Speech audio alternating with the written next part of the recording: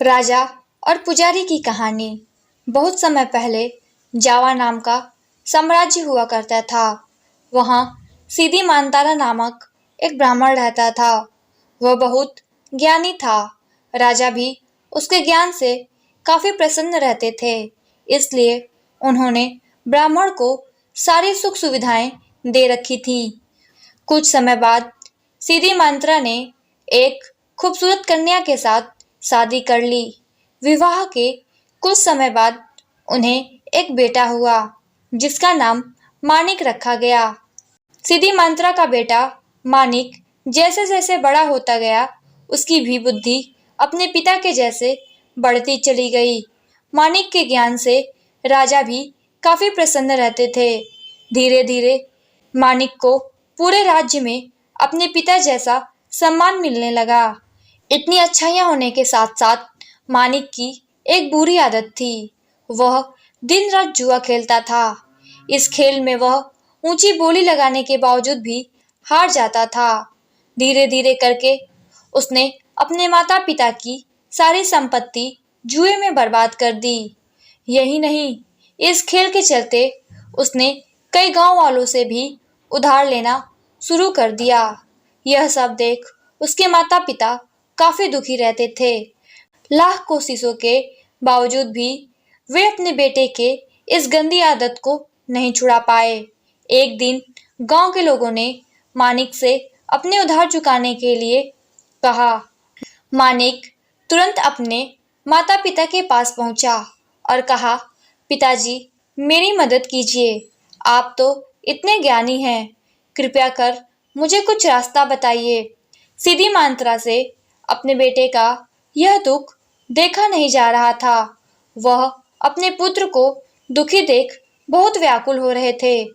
एक दिन ब्राह्मण सीधी मांत्रा ने तय किया कि वह आसपास के गांव में भी जाकर पूजा पाठ कराएंगे और अपने बेटे के उधार को चुकाने की कोशिश करेंगे।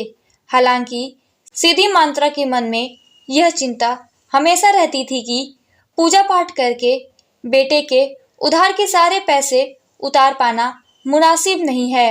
एक दिन यही सब सोचते सोचते सीधी मांत्रा को नींद आ गई। तभी उन्होंने सपना देखा कि पूर्व दिशा की ओर एक ज्वालामुखी पर्वत है जिसमें एक बड़ा सा खजाना छिपा हुआ है। इसकी देखभाल नागा बेसुकी नाम का एक आदमी करता था। उस सपने में उसे यह पता चला कि उसे नागा बेसुकी से मदद मांगनी चाहिए।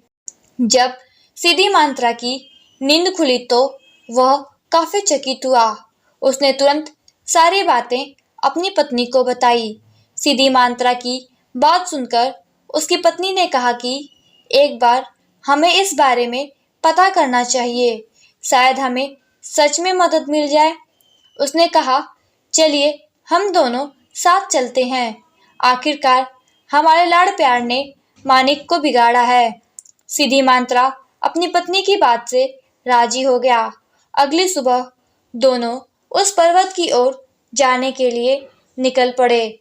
ज्वालामुखी पर्वत की ओर जाते समय सीधी मांत्रा और उसकी पत्नी दोनों को कई तरह के कष्ट झेलने पड़े, लेकिन उन्होंने सभी तकलीफों को सहन किया और अंत में उस पर्वत के पास पहुंचे। वहां पहुंचकर ब्राह्मण ने मंत्र पढ़ते हुए घंटी बजानी शुरू कर दी। तभी वहां नागा बेसुकी नामक व्यक्ति उपस्थित हुआ। सीधी मांत्रा और उसकी पत्नी ने झुककर नागा बेसुकी को प्रणाम किया और अपनी परेशानी बताई। नागा बेसुकी शांत होकर उनकी बातें सुन रहा था। उसे पता था कि ब्राह्मण सीधी मांत्रा बहुत ज्ञानी और भगवान के बहुत बड़े भक्त हैं। वह अपने पुत्र के कारण काफी कष्ट में है। इसलिए नागा बेसुकी ने उनकी मदद के लिए अपने शरीर का एक हिस्सा झाड़ा, जिससे ढेर सारा धन, जेवर और सिक्के की बरसात होने लगी। इसके बाद नागा बेसुकी ने सीधी मांत्रा से कहा, हे ब्राह्मण, आप अपनी जरूरत के हिसाब से धन ले जाएं। इतना कहते ही नागा बेसुकी वहां से गायब हो गए। इसके बाद सीधी मांत्रा और उसकी पत्नी ने अपनी जरूरत के हिसाब से धन बटोरा और नागाबेसुकी को धन्यवाद कहकर वहां से चले गए। इधर अपने घर माता पिता को न पाकर मानिक बहुत चिंतित हो रहा था। दरअसल आधी रात को कभी भी उसके माता पिता घर से बाहर नहीं जाते थे। उसे डर था कि उसके माता पिता उसके कारण किसी मुसीबत में न फंस गए हों, क्योंकि उन्होंने उसे वचन दिया था कि जब तक वे उसके उधार चुकाने के लिए कोई व्यवस्था न कर लें वह घर नहीं लौटेंगे। तभी अचानक दरवाजे पर खटखट की आवाज सुनाई दी। मानिक दौड़कर दरवाजा खोलने पहुंचा। उसने देखा कि उसके माता पिता लौट आए थे। यह देख वह बहुत खुश हुआ। उसने तुरंत उनसे पूछा कि वे कहाँ गए थे, लेकिन उन्होंने मानिक के प्रश्न को टाल दिया और उससे दूसरी बात करने लगे। अगली सुबह उन्होंने मानिक को ढेर सारा धन दिया और कर्ज चुकाने के लिए कहा। अपने माता पिता के पास इतना सारा धन देखकर मानिक को काफी आश्चर्य हुआ। उसने उनसे पूछा कि इतना सारा धन कहाँ से आया, लेकिन उन्होंने उसे कुछ नहीं बताया।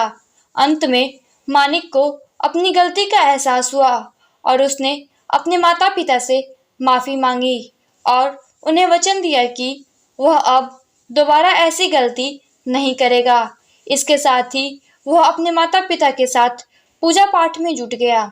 दोस्तों, इस कहानी से हमें यह सीख मिलती है कि हर किसी को अपनी गलतियों को सुधारने का मौका मिलना चाहिए, क्योंकि जो अपनी गलती सुधार लेता है वही एक अच्छा इंसान बनता है।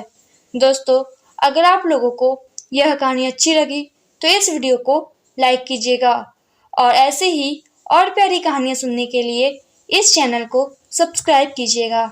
धन्यवाद।